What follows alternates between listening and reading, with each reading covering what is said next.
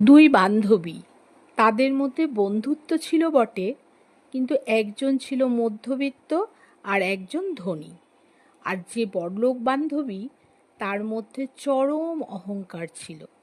একদিন রাস্তায় দেখা হওয়ার পর বড়লোক বান্ধবী মধ্যবিত্ত বান্ধবীর সম্পর্কে জানতে চাইল। সেই বান্ধবীর জীবনের পথটা ছিল সাধারণ, সেটাই সে জানালো।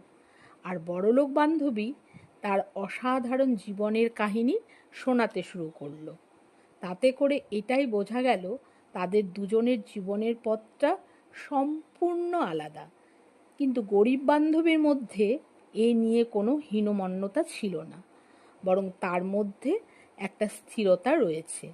আর বড়লোক বান্ধবীর মধ্যে কিছুটা অস্থিরতা, কারণ তার ছেলে বিদেশে যাচ্ছে, পড়াশুনো করে ওখানেই স্থায়ী হবে এবং মাও সেখানে গিয়ে থাকবে।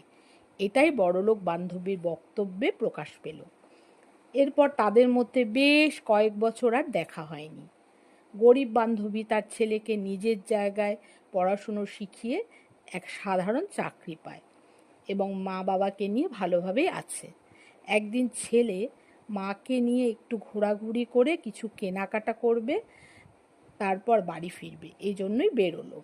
হঠাৎ করে রাস্তায় সেই বড়লোক বান্ধবীর সঙ্গে দেখা।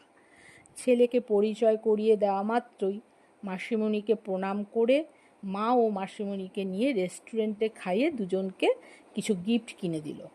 আর শেষে বলল, মাসিমণি, আমরা বাইরে ঘুরতে যাবার প্রোগ্রাম করেছি, তাহলে আমরা আর তোমরা সবাই মিলে একসঙ্গে গেলে ভালো হয়, আর তাতে মায়েরও ভালো লাগবে।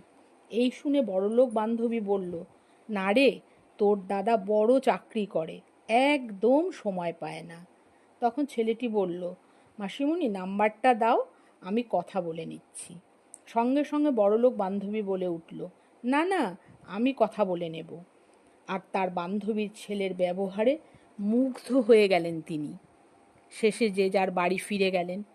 বড়লোক বান্ধবী বাড়ি ফিরে তার চোখের জল আর থামতেই চাইছে না। আসলে তার ছেলে তাকে নিয়ে যাওয়া তো দূরে, একটা খোঁজও পর্যন্ত নেয় না। যদি কখনো মা নিজেও ফোন করে, ফোনটা রিসিভ করতেও বিরক্ত হয়। এটাই চোখের জলের কারণ।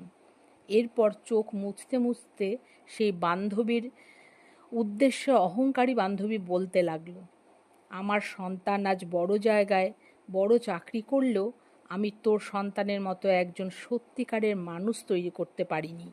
আমি সম্পূর্ণ ব্যর্থ মা একজন। এটাই সত্যি। সন্তান তার জীবনে কত বেশি রোজগার করে কিংবা কতটা পুঁথিগত শিক্ষিত, সেটাই শেষ কথা নয়। একজন মানুষের মতো মানুষ সন্তানই মা বাবার প্রকৃত গর্ব।